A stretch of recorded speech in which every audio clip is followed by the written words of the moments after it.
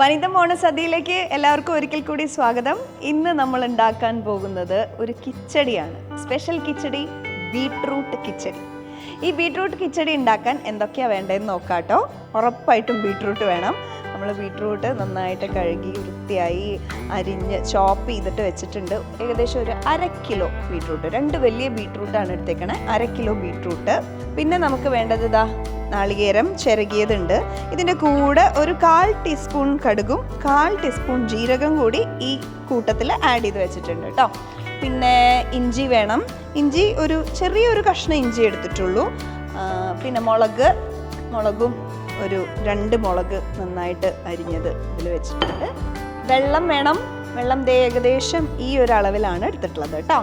പിന്നെ തൈര് 2 cup separate ആക്കിയിട്ട് വെച്ചിട്ടുണ്ട്. ഇനി ഈ ഭാഗത്തേക്ക് വരുമ്പോൾ നമുക്ക് ഉപ്പുണ്ട്, കടുകുണ്ട്, വറ്റൽമുളകുണ്ട്. വറ്റൽമുളക് കുറച്ച് കൂടുതലുണ്ട്, ഒരു 3 എണ്ണമൊക്കെ ഉണ്ടാവും. കറിവേപ്പിലയുണ്ട്, ജീരകമുണ്ട്. പിന്നെ ഒരു സ്പെഷ്യൽ ഐറ്റമാണ് ഇത്. കടുക് ചതച്ചതാണ് കേട്ടോ. അത് വറുത്തിട്ടൊന്നും ചതച്ചതല്ല, പച്ച കടുക് ചതച്ചതാണുള്ളത്. പിന്നെ വെളിച്ചെണ്ണ. അപ്പോൾ നമുക്ക് കുക്ക് ചെയ്യാൻ തുടങ്ങിയാലോ. അടുപ്പ് കത്തിക്കാൻ പോവാണ്. ഉരുളി ഒന്ന് കുറച്ച് ചൂടായിട്ട് വരുമ്പോഴത്തേക്കും നമ്മൾ നേരത്തെ പറഞ്ഞില്ലേ 1/2 കിലോ ബീട്രൂട്ടാണ് നമ്മൾ അരിഞ്ഞ് വെച്ചിട്ടുള്ളത്. അതിപ്പോൾ ദാ ഉരുളിയിലേക്ക് ഇടാൻ പോവാണ്. ഏകദേശം ഒന്ന് ചൂടായിട്ടുണ്ട്. എല്ലാം കൂടി നമ്മളിതിലേക്ക് ഇട്ടിട്ട്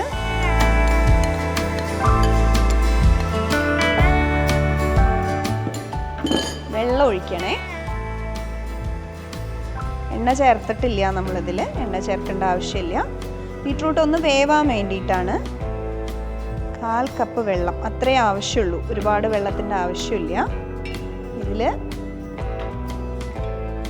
നമ്മളിതിലേക്ക് ഉപ്പിടും. സ്വല്പം ഉപ്പിടണുള്ളൂ. ഒരു 1/2 ടീസ്പൂൺ ഉപ്പേ ഉപ്പിടണുള്ളൂ.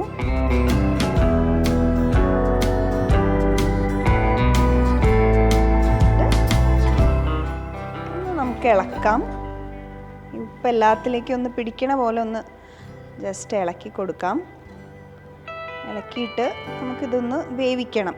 ചെറുതായി ഒന്ന് വേവിക്കണം. അതൊരു 2 മിനിറ്റൊക്കെ വയ്ക്കുമ്പോഴേക്കും ചിലപ്പോൾ ആവും.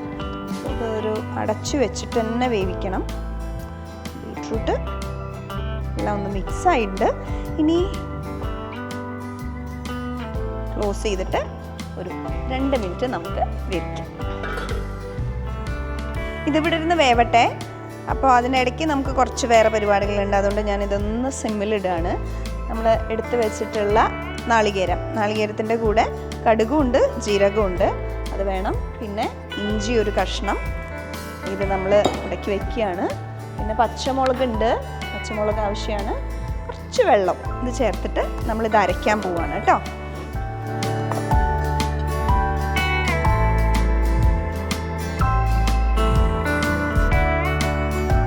ഒരു 1/2 മുറി തേങ്ങ ആണ് നമ്മൾ എടുത്തിട്ടുള്ളത്. അതിലൊരു 1/4 ടീസ്പൂൺ കടുകും ജീരകവും പിന്നെ ഇഞ്ചി, ഒരു കഷ്ണം ഇഞ്ചി അത് ചേർത്തു. മുളക് 2 പച്ചമുളക് വെച്ചു. ഇതിൽ നമ്മൾ ഇത്തിരി വെള്ളം ചേർത്തിട്ട് അരയ്ക്കുക.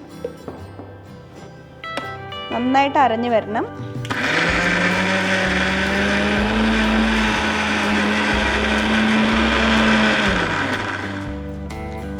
അരിഞ്ഞൊന്ന് നോക്കാം കേട്ടോ. ഇല്ല, കുറച്ച് വെള്ളത്തിൻ്റെ പോരായ്കയുണ്ട്. നന്നായിട്ട് അരയണം എന്നുള്ളതുകൊണ്ട് സ്വല്പം കൂടിയും വെള്ളം ആഡ് ചെയ്തിട്ട് ഒന്ന് അറിയാത്ത ഭാഗമെല്ലാം ഒന്ന് ചേർത്ത് കൊടുത്തിട്ട് നമുക്കൊന്നുകൂടി അരയ്ക്കാം. നല്ല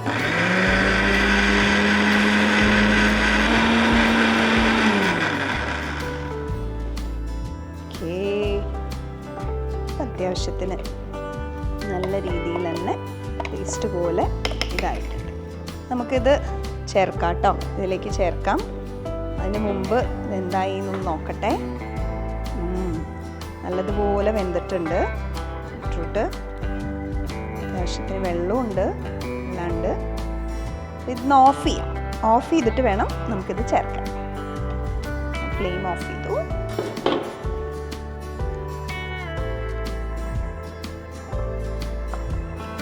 ഇതിലേക്ക് നമുക്കിനി അരപ്പ് ചേർക്കാം.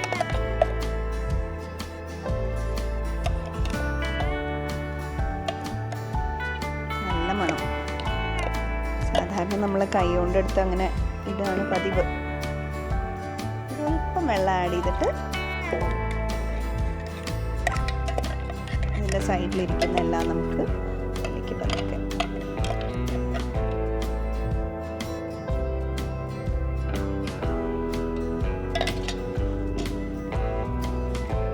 ആയി. നന്നായിട്ട് ഇതിനെ ഒന്ന് നമുക്ക് ഇളക്കാം. ബീട്രൂട്ടിൻ്റെ കൂടെ നന്നായിട്ടൊന്ന് ഇളക്കാം.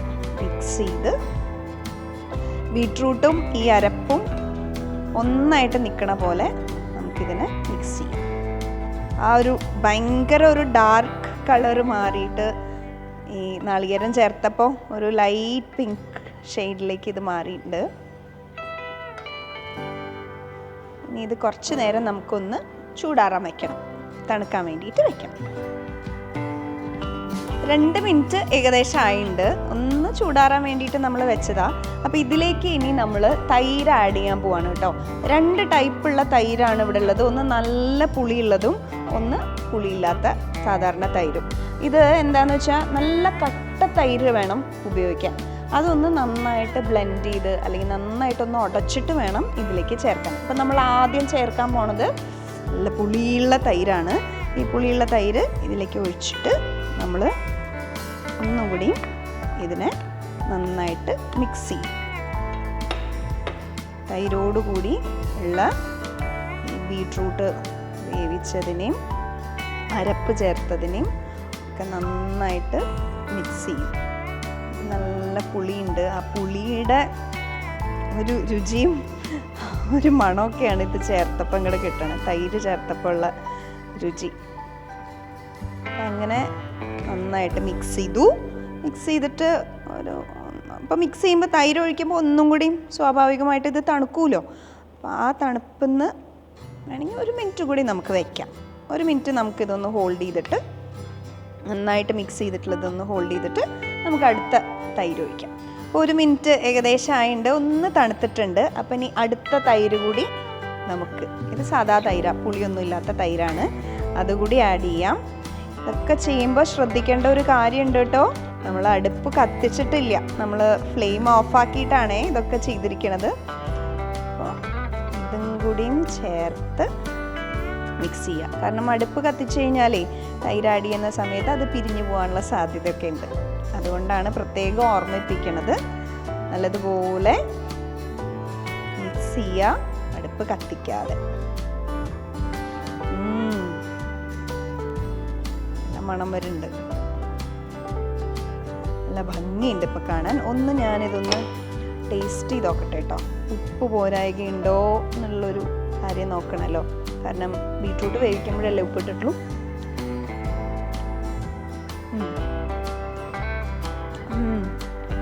നല്ല രുചിയുണ്ട്.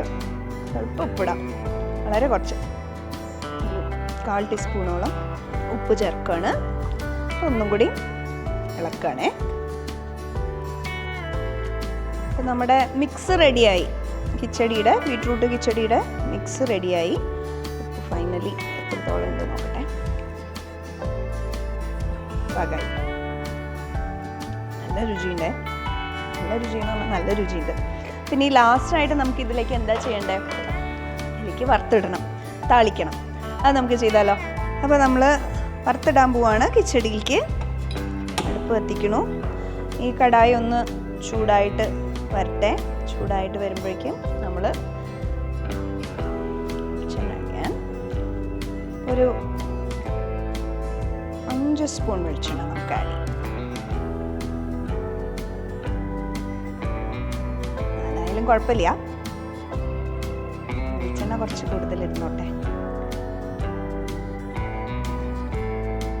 വെളിച്ചെണ്ണ മൂത്ത് വരുമ്പോഴേക്കും നമുക്കിതിലിടാനുള്ളത് കടുകും വറ്റൽമുളകും കറിവേപ്പിലയാണ്. അതുകൂടാതെ ഒരു സ്പെഷ്യൽ ഇൻഗ്രീഡിയൻറ്റ് കൂടി ഉണ്ട്. വെളിച്ചെണ്ണ ഏകദേശം മൂത്തു. നമ്മളൊരു 1.5 സ്പൂണോളമാണ് ഇതിലേക്ക് കടുക് ഇടുന്നത്. കടുകൊന്ന് പൊട്ടി വരട്ടെ. അപ്പോഴേക്കും നമ്മൾ നേരത്തെ ചതച്ച് വെച്ച കടുകുണ്ടല്ലോ, പച്ച, അതൊന്ന് നമുക്ക് ഇതിലേക്ക് ഇങ്ങനെ സീസൺ ചെയ്ത് കൊടുക്കാം കേട്ടോ.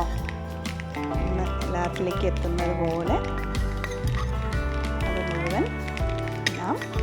അപ്പോഴേക്കും കടുക് പൊട്ടുന്നുണ്ട്, നല്ല അസലായിട്ട് ചെറപറാന്ന് പൊട്ടുന്നുണ്ട്. അതിലേക്ക് നമുക്ക് മുളകിടാം. വറ്റൽമുളക് ഏകദേശം ഒരു മൂപ്പായിട്ട് വരുമ്പോഴേക്കും മുളകൊന്നൊരു ബ്രൗൺ കളർ ആവാം. തീ ഞാനിപ്പോൾ ഇത്തിരി കുറച്ച് വെച്ചിട്ടുണ്ട്. അത് മൂപ്പാവണേനനുസരിച്ച് നമുക്ക് ചെയ്യാവുന്നതാണ്. കറിവേപ്പിലയും കൂടി ആഡ് ചെയ്യാം.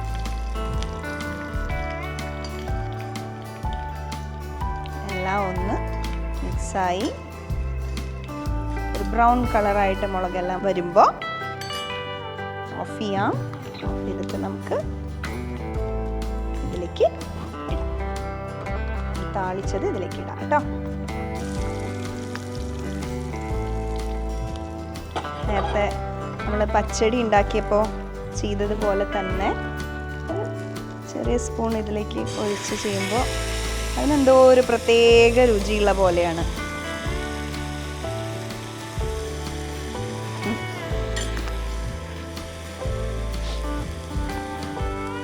നമ്മൾ ഇതിലേക്ക് ചേർക്കും. നമ്മൾ പച്ചടി ഉണ്ടാക്കിയ സമയത്ത് ഇത് ഇളക്കിയിട്ടുണ്ടായിരുന്നില്ല, ഇളക്കാതെ അടച്ച് വെക്കേണ്ടായിരുന്നേ. പക്ഷെ കിച്ചടിക്ക് അങ്ങനെയല്ല. കിച്ചടി വറുത്തിട്ട് കഴിഞ്ഞാൽ നല്ലപോലെ ഇളക്കാം. ആ വറുത്തിട്ടതൊക്കെ അതിലേക്ക് ഇങ്ങനെ ബ്ലെൻഡായിട്ട് വരണ പോലെ നല്ലപോലെ ഇളക്കാം. കാണാൻ നല്ല രസമുണ്ട്, നല്ല മണമുണ്ട്. ടേസ്റ്റ് ഇനി എങ്ങനെ ഉണ്ടെന്ന് നോക്കട്ടെ കേട്ടോ. എൻ്റെ ഏറ്റവും ഫേവറേറ്റ് ആയിട്ടുള്ള ഒരു പച്ചക്കറിയാണ് ബീട്രൂട്ട്. ബീട്രൂട്ടിൻ്റെ എന്തുണ്ടാക്കിയാലും കഴിക്കുന്ന ഒരാളാണ്. അതുകൊണ്ട് തന്നെ ഈ കിച്ചടിയോട് എനിക്ക് ഇത്തിരി ഇഷ്ടം കൂടുതലുണ്ട്. ടേസ്റ്റ് ചെയ്ത് നോക്കട്ടെ.